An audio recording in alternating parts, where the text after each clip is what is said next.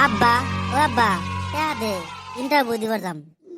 সারা বছর খালি ইন্টারভিউ দিলি, এখন পর্যন্ত একটা চাকরি তো জোগাড় করা হলি না। ওই বাড়ির কদমালি ছোটকাল থেকে বিদেশে থেকে লাখ লাখ কোটি কোটি টাকা কামাই করে, আর আমার লাখ লাখ টাকা খরচ খালি তোর পাছনে পাছনে যায়। এই বুড়া বয়সে ভাবছিলাম পোলার কামাই খামু, নিজেরই কামাই করে খান নাকি। আব্বা টেনশন করো না, খালি একটা চাকরি পাইয়া নয়, সারা বছর তোমার বয়ে থেকে পালমু।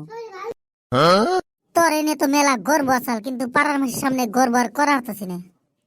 যা আজকে ইন্টারভিউ দিয়ে আয়, যদি পাস না করা হরস কালি রে কাশি কোদাল নিয়ে বাড়াইস, কামনা দিবার যাবি।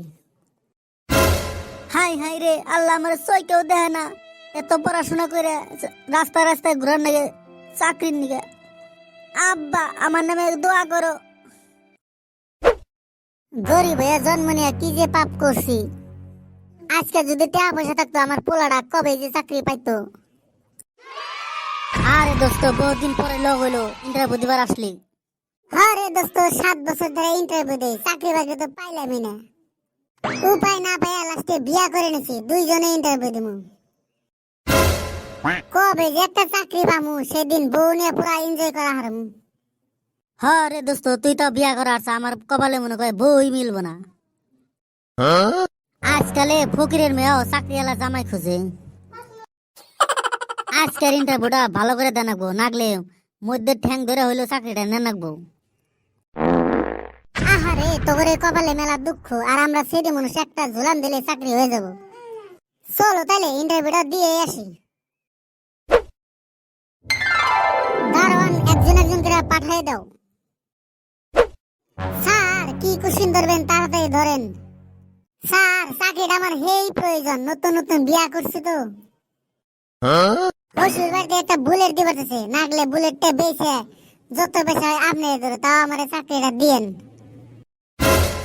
হাল্লার পুহালা, এটা কি মাছের বাজার পাইছাও, দামাদামি আরম্ভ করছাও। তোদের কারণে গরিব মাসে আজকালে চাকরি বাকরি পায় না। যত টাকা ঘুষ দিবি সেই টাকা তো একটা ব্যবসা শুরু করা হরস। স্যার 7 বছর ধরে ইন্টারভিউ দেই, একটা চাকরি পাইলাম না। তোর একটা কোশ্চিন ধরমু, যদি কহারস তোর চাকরি কনফার্ম। তোরে যদি একজনে 5 কোটি টাকা দিয়ে বাড়ায়, তার বদলে তোর চোখ দিরা যায়, কি করবি? আপনি একটা মনের মতো কোশ্চিন ধরছেন, পৃথিবীর কোনো বস্তুই নাই নিজের জীবনের থেকে বেশি মূল্য হয়। হ্যাঁ হ্যাঁ, তুমি একটা সঠিক উত্তর দিছো, তোমার চাকরি কনফার্ম।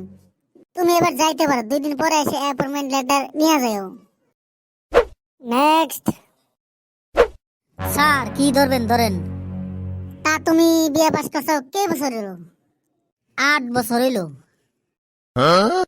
এত বছর হলো তুমি কি ইন্টারভিউ দেও নাই নাকি? কি আর কমু স্যার, ইন্টারভিউ দিতে ঘর বসম সব উইঠা গেছে। আমি আসলাম স্কুলের টপ, আমার থেকে খারাপ খারাপ প্লানের সব চাকরি হয়ে গেল। এইবার লাস্ট ইন্টারভিউ, চাকরি যদি হইলো হইলো, না হলে বিদেশে জানাবো।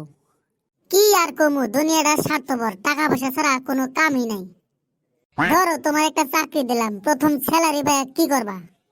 স্যার হাসা কথা কই, বাপ মায়ের নাকি সুন্দর সুন্দর কাপড় নিয়ে যাবো, আশেপাশে থাকা গরিব মানুষের কিছু দান করে দেবো।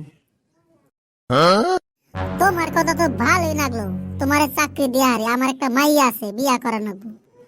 স্যার চাকরির আমার সেই প্রয়োজন, আপনার মেয়ে মুটকি চুটকি কালা কোলা হলেও তাও বিয়া করার জন্য রাজি আছি।